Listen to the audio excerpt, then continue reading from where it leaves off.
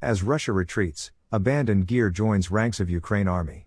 As Ukrainian soldiers regain ground in Ukraine, they are capturing military vehicles and weapons abandoned by fleeing Russians, turning some against the invading army, analysts say.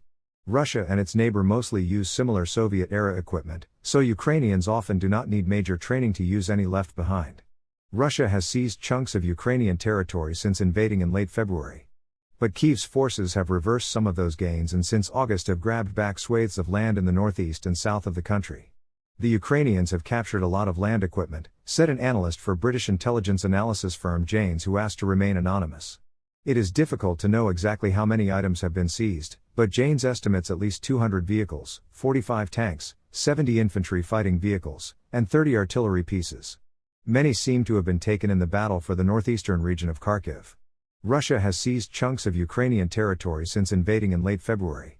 But Kyiv's forces have reversed some of those gains and since August have grabbed back swaths of land in the northeast and south of the country. The Ukrainians have captured a lot of land equipment, said an analyst for British intelligence analysis firm Janes, who asked to remain anonymous. It is difficult to know exactly how many items have been seized, but Janes estimates at least 200 vehicles, 45 tanks, 70 infantry fighting vehicles, and 30 artillery pieces. Many seem to have been taken in the battle for the northeastern region of Kharkiv. In that region, troops did flee and they appear to have decided in large part that they could get away quicker in civilian vehicles than in armored vehicles, the analyst said. In the southern Kherson region, AFP reporters one morning this month saw around 20 tanks, as well as rocket launchers and transport vehicles that appeared destroyed or damaged. Just hours later, around 6 of them seemed to have been taken away. Several kilometers from the front line, they saw the battered remains of 3 Soviet BM-27 Uragan rocket launchers, 1 Russian BM-21 Grad multiple rocket launcher, and a Russian troop carrier. The armored vehicle is facing south. This means its passengers were fleeing, a Ukrainian soldier told AFP. Around a dozen still usable Uragan rocket launchers would soon be transported over to be used by Kyiv's troops, he added. The fact that they left shells and that just a part of the powder was scattered so we couldn't use it shows they left in a hurry, said a medic who asked to be called Doc. Ukraine's forces press their momentum on Kherson's front line. As they target a makeshift Russian HQ on the west bank of the Dnieper with drones and missiles, a recon unit of the Ukrainian army believe they are closing in on a prize city. With a deafening roar, the rockets erupted from the launcher on the back of the Mitsubishi. The pickup truck was parked by a field of blackened dead sunflowers on territory that had been seized back from Russian forces in the Kherson region in South Ukraine just 2 weeks ago. Barely 30 seconds later, the 2 122mm missiles, arcing through the heavy gray sky, devastated a makeshift Russian headquarters that had been a base for about 100 soldiers in an abandoned school in the village of Dudchany, 5 miles southwest. Ukraine's forces now have every intention of taking Dudchany back within the next few weeks as they attempt to push west towards the city of Kherson, the eponymous regional capital, and the first city to fall to Russia after Vladimir Putin's February invasion. This is the front line in the great advance by Ukrainian forces on the Kherson Oblast.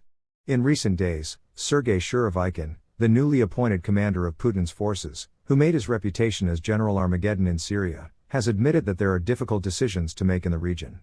The Russian-appointed civil authorities have ordered an evacuation from the parts of Kherson city that lie north of the Dnieper. Ukrainian soldiers believe the momentum is with them. We have a window, says Max, 38. Max commands a unit of 30 men, soon to be 54, that pilot the reconnaissance and attack drones that provide the Ukrainian artillery on this flank of Volodymyr Zelensky's counteroffensive with the locations of Russian troops and hardware. He fed the artillery hitting the Russian HQ in Dudchany on Wednesday with the coordinates before he and his men raced for cover to avoid return fire. You can call us the legendary Battalion 248, he said with a laugh. We always hit the target. The unit also goes by the name of the Carlsons, after a 1950s Swedish storybook character able to fly thanks to a propeller in his back, popularized in this part of the world through Soviet cartoons. In a dark world, a little childishness goes a long way. I used to work for my family company making fertilizers, says Max. You still do in a way, jokes Shannon, 39, a New Zealander from Christchurch, who joined the unit in August. The Carlsons lost 1 man to a grenade over the summer and 2 soldiers were hospitalized 2 weeks ago after their vehicle drove over a mine. As a reconnaissance unit, they are high-value scalps. Shannon, a former soldier in his own country, and Aaron, 25, an ex-US Marine from New England who joined at the same time this summer, had a close reconnaissance mission to accomplish later that day. They had to creep within 1 kilometer, 0.6 miles, of their Russian target. "We have had some close calls," said Aaron. "I found some shrapnel in my pocket after one. Kept that for good luck." Kherson's value as a big strategic and symbolic target for Ukraine was perhaps only strengthened by Putin's announcement of its annexation along with Donetsk, Luhansk and Zaporizhia. The proclamation was met by world condemnation and mockery given the ongoing fighting. The top third of the Kherson Oblast in southern Ukraine is cut from the rest of the province by the Dnieper River. Russia has held both the two-thirds below the river and, until recently, much of the rest of the territory north of it since shortly after the war began. But the Ukrainian counteroffensive launched in August has eaten heavily into that top section, leading Western officials to suggest that Kherson city itself, or at least the northern part, could be taken within weeks. "Now we have an opportunity to take the right bank, the north of the Dnieper River," Max said. "But the fighting is tough." Communications intercepts reveal that Russian morale is breaking in some parts of the line in Kherson. But not on this flank of the oblast where Max and his men are operating. They are a very good squad. "In many places they are ready to surrender, but over here they are ready to fight until the end," he said. A further threat to the Ukrainian advance is the fear that the Russians will blow up the Kakhovka hydroelectric power station further down the Dnieper River from Dudchany. That could turn passable land into a swamp. It is possible, as it doesn't matter to them. They don't care. If they are losing the areas, they don't mind making the situation for Ukrainians worse. There is also a shortage of drones. Much of the Ukrainians' hardware is funded from outside the state through crowdfunding. They have had up to 20 shot down or made ineffective due to Russian cyber technology. A small 4-rotor drone, used earlier on Wednesday from the garden of an abandoned home in a recently liberated village to inspect Russian troop and artillery positions on the other side of the Dnieper, is Chinese-made. It flies up to a height of 1.5 kilometers, 1 mile, and has a 200x zoom, allowing it to see across the flat plains of this part of the country for about 40 kilometers, 25 miles. "But we don't have any US or British drones, and we would really love to have some," Max said. The Carlsons nevertheless keep moving and chalking up the successes. The abandoned Russian trenches, tank helmets, flares for guiding helicopters and rations that lie around the fields in which they operate bears witness to the freshness of those victories and value of their work.